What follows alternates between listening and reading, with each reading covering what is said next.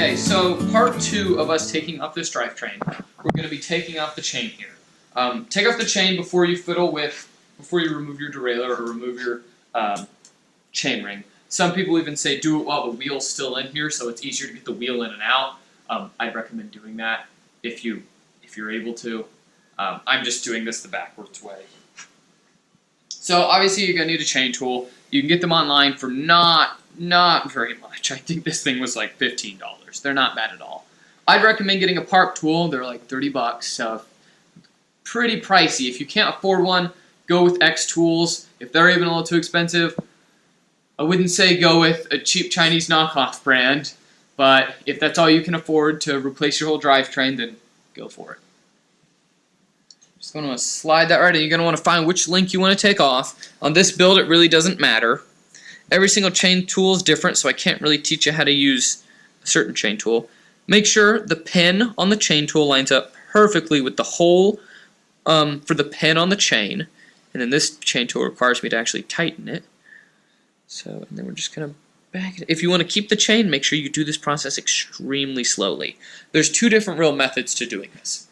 Keeping the chain and throwing away the chain. We're throwing away the chain, which means that I can shove this pin all the way through and I can just trash it. Who cares? If you want to keep the chain or you're just swapping chains for some odd reason, then you're going to want to be as delicate as possible with this. And I would consider finding the master link on this if you have one. If you don't have a master link, then I consider actually going to a bike shop at like $5.99. Taking a link out of here, buying a master link, and putting it on. They will make life so much easier for you. But in this case, it's just quicker and easier for us to just pop the pin right out and throw it away. So, if you don't have a master link, I'll show you that process right here. You're going to want to it's going to take quite a bit of torque to do. My chain tool's been arguing with me lately, so there we go. Okay, you'll feel a lot of torque when you first start going at it, and then it'll give way, and you'll feel that giving away. Then you've got a little bit of stickiness.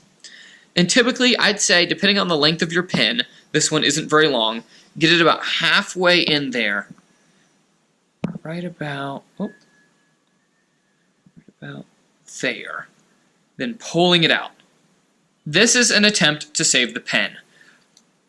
Please know that if you push this pin all the way out, there is no hope of ever getting it back in. However, if you do push it all the way out, you can push this one all the way out also and replace it with the master link. So you haven't ruined your chain. It's just extremely hard. It's impossible, essentially, to get this pin back in once you've popped it all the way out. Okay, we're going to put this back in there. It looks like we're not all the way done with it yet.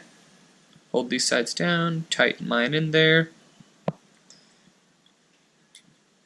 We can go a little bit more. About there feels right to me. Backing it out. Okay. Look at that. We have the majority of the pin out. Then you're going to want to push outward, push this way, away from where you've popped the pin out, and your chain should just fall apart, just like that. And the chain will typically fall out. However, you'll have 2 sides to this. You'll have a male and a female side of this chain. The female side is going to be this side right here, and you're going to want to pull the chain out while the female side moves through the drivetrain. It's much easier. And the male side with the pin in it will get stuck in your derailleur, and you risk a chance of ripping that pin straight off of here. And like I said, if that thing comes out, you're not getting it back in. There's no point in trying to. Okay, just like that. And the chain, we have the chain right there, popped right back out. For people who do want to put these back together, typically you're going to want to try and angle it in there. It's going to take quite a bit of force. It's in there.